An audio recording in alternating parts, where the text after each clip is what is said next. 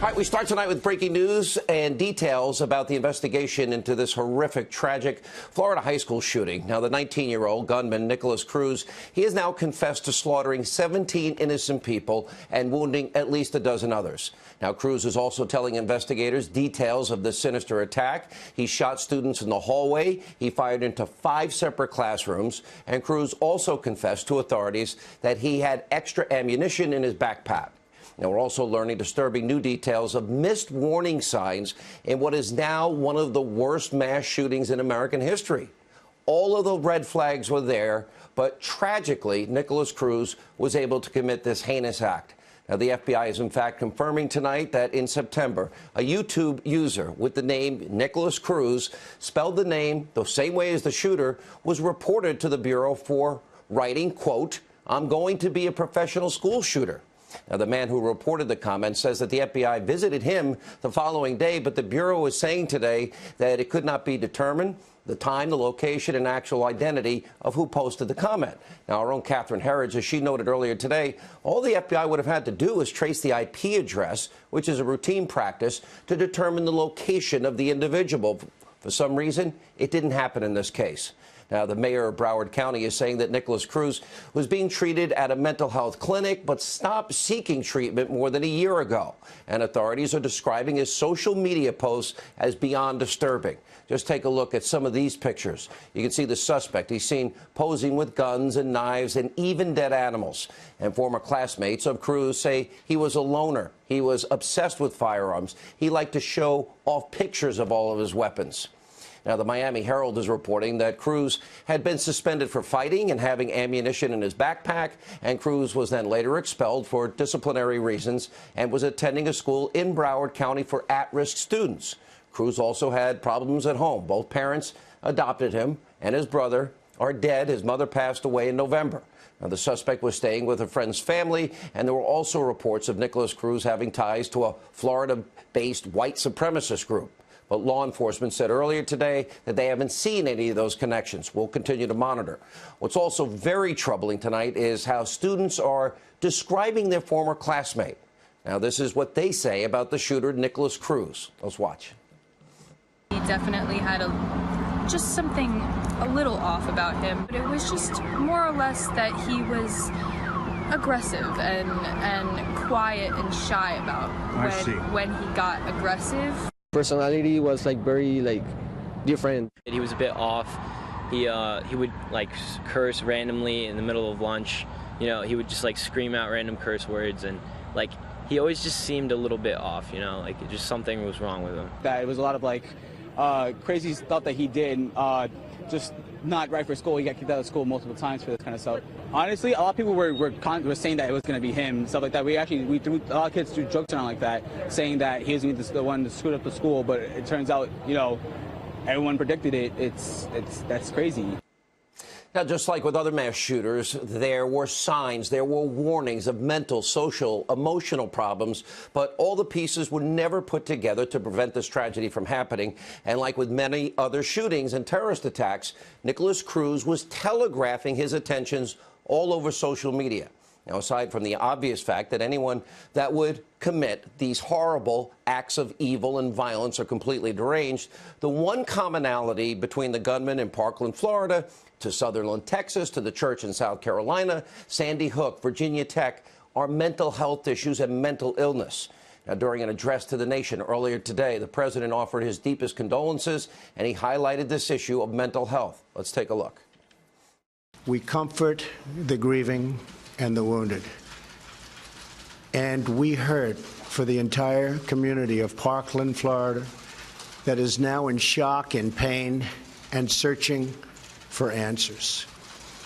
To law enforcement, first responders, and teachers who responded so bravely in the face of danger, we thank you for your courage. We are committed to working with state and local leaders to help secure our schools and tackle the difficult issue of mental health. Later this month, I will be meeting with the nation's governors and attorney generals. We're making our schools and our children safer will be our top priority. It is not enough to simply take actions that make us feel like we are making a difference. We must actually make that difference. Profound words from the president saying it's not enough to feel better, it's got to make a difference. Now, the president is planning to visit Parkland, Florida, and offer comfort and support to the community. Details have not yet been finalized. Also, predictably, within hours, Democrats, the liberal media, they race as they always do to politicize a tragedy and try to blame, believe it or not, President Trump and Republicans. Let's take a look. Step up, be a man, and talk about it, and stop thinking about the NRA and your next campaign donation. Just stop. Everyone knows what you're doing, and it's time. That does it for us this morning. Stephanie Rule picks up the coverage right now. Thanks so much, Mika. Thanks, Joe. And to Marco Rubio, you don't have to step up and be a man. Step up and be a human. Words of consolation, talk about mental health, are simply not enough. They must be followed by real action. The president has to lead or get out of the way. The people have got to say enough is enough. We're not continuing with all these massacres. And we've got to have the representatives of the people in the halls of government respond to that. This has happened with Republican administrations, under Democratic administrations, but what you see there, it's shameful, it's disgusting, but it's not surprising because it's so predictable. It happens every single time there is a shooting. Hollywood celebrities, they were also quick to post their hateful messages, of course, aimed at the president. Republicans on Twitter. Let's start with Chelsea Handler tweeting, quote, "We have to elect candidates that are not funded by the NRA in November. We have an opportunity to elect candidates who won't allow kids to go to school and get shot. It's disgusting how many times this has happened, and Republicans do nothing. You all have blood on your hands." Bette Midler, another school shooting, this in Florida. Congrats to the spineless cowards who do nothing to help us stem this horrific epidemic in Congress. And Director Adam McKay posted, "Normal person, oh my God, kids are being killed in schools, churches, concerts. Let's do something. Republican congressman, kids are being killed in schools and churches and concerts. Let's not do one single thing. Hashtag blood on your hands at GOP and at NRA." Author Stephen King writes, Broward school shooting. There will be prayers from Blabbermouth Don, Pence, and the Grinch, and their right-wing cohorts. There will be no call for any sort of sane gun regulations. Now, that, sadly, is the left solution every single time this happens. They rush to judgment, they want to point fingers and blame, and use all kinds of vicious, horrific rhetoric. It never accomplishes anything. Now, they shouldn't be what these tragedies are about here. You have people rolling out the same old, tired talking points and political arguments. You know, liberals, they start blaming the weapon that the shooter used, in this case an AR-15. But if they want to ban AR-15s and these madmen, they will use something else. We saw that at Virginia Tech, where a gunman used a pistol and killed 32 people. Look, let's get to solutions tonight. I have been in radio for 30 years of my life. This is my 23rd year at the Fox News Channel. I know all of the talking points, and I know it's all just noise, and it's not going to solve the problem. Here's a simple truth. You're not going to change people's minds with a political debate, especially as it relates to the Second Amendment. I am a strong supporter of the Second Amendment. My mind's not going to be changed. I've thought this through all these years in my life, and I doubt I can change the minds of any of these Hollywood liberals and the anti-Second Amendment crowd. The problem this country is facing right now is school safety. Now, we can keep repeating the same talking points and talking over each other again and again and again after something like this happens, or maybe it's trying to actually find a solution to this problem. The children of this country deserve to be protected. They deserve safe schools. As the president said, no child, no teacher should ever be in danger in an American school. We can all agree on that. No parent should have to fear for their son or daughters when they kiss them goodbye in the morning. Now, I want to lay out a solution that I think is not political, and frankly, I believe any reasonable person can agree on. This is about the safety and security of students and children in our schools. And every single school in the country needs immediately a comprehensive threat assessment done by law enforcement professionals. Every school has a unique situation. And for those that will say, where are we going to get the money for this? Well, I would argue that it's probably more than likely local police, local FBI would be happy to help schools figure out the best plan of action to protect these kids and keep them safe. Now, you're going to have to secure the perimeter of every school. All points of entry must be secure. You got to make sure that there is a system that controls who is going in and out of the building. And in addition to that, you'll need a strong physical security presence.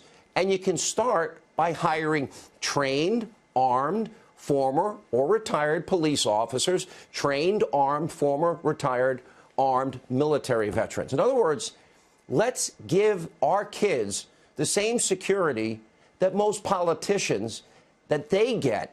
Let's give them the same protection that actors and actresses get on the red carpet when they're at the Oscars and pretty much everywhere else they go.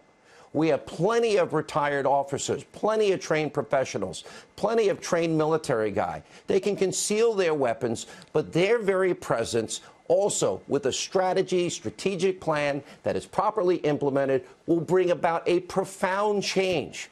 I know there are probably detractors out there. They're going to say, but Sean, Parkland, Florida High School, they had an armed security guard. Okay, here's the thing. The school has 3,000 students. It's one of the biggest campuses in Florida. You're going to need more than one person to properly assess and deter any potential threat at a facility that large. We need enough people to protect every single building, every point of entry, and the entire perimeter. Now, some of you will argue, okay, this is going to cost money. You're right. My answer is yes. But is it not worth every penny so that we never, ever have to turn on our TVs like yesterday and see this unfold ever again like what happened in Parkland? Now, here's another point about the plan.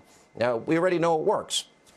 I broadcast from New York City, and post 9/11, you cannot enter a single office building without a work ID. I have a radio building I enter. I have a TV building I enter. And if you're a visitor in any of these buildings, you have to present a valid identification, or else you're not getting in, and you have to be vouched for by people that have been secured and already in the building or work in the building. Every student can have their own valid ID before entering the school, and also, where needed, metal detectors, which have already proven to be effective in some schools in the country. Here's the bottom line. We are at a crossroads. It's time to either step up, do our job, create school safety that will work for these kids. Give them the same safety our politicians, actors, actresses, and famous people get. And instead of bringing out the same old talking points and trying to score cheap political points and trying to outdo each other with the same arguments, same attacks, nobody's mind's being changed. Maybe for once we could solve the problem. And this should be all about solutions. Now, I'm not saying this plan is flawless. Nothing is ever going to stop 100% of these things from happening. There is evil in the hearts of other people, unfortunately, in this world. But why wouldn't we try to do every single thing we can do in this case to prevent these tragedies from occurring and make them less deadly if, in fact, they do happen? Here's a simple test and a question for everybody tonight I think they can ask themselves. If, God forbid, you ever found yourself in any type of administrative building and that building has an active shooter, would you prefer to know that there are trained, armed, retired military and police already on site to give you a fighting chance? Would you want to know that there was a complete threat assessment, security assessment on that building that was completed? My guess is you probably would. Now, here's our final point. Democrats, they say gun control leads to less violence. Well, if that's the case, I'd like them to explain why cities with the highest murder rates have the strictest gun control and are run by Democrats. Look at these stats about the number of murders in 2016. All of these cities have Democratic mayors and have been run by liberals for years. Yet their crackdowns on the Second Amendment, it has done nothing to stop violence. Liberals also don't want you to know about these shocking statistics. During the Obama presidency, there were over 3,900 murders in his adopted hometown of Chicago, and more than 18,000 people who were shot in Chicago just during the last 6 years of his presidency. Now, did you remember hearing this kind of outrage and blame by the left about the out-of-control violence? That's one American city. And liberals also love to say that giving people the right to carry doesn't prevent crime. The figures say otherwise. Let's take a look at some of the charts given to us by author, More Guns, Less Crime, John Lott Jr. from the Crime Prevention Research Center. The chart shows violent crime before and after right-to-carry laws were enacted in the U.S.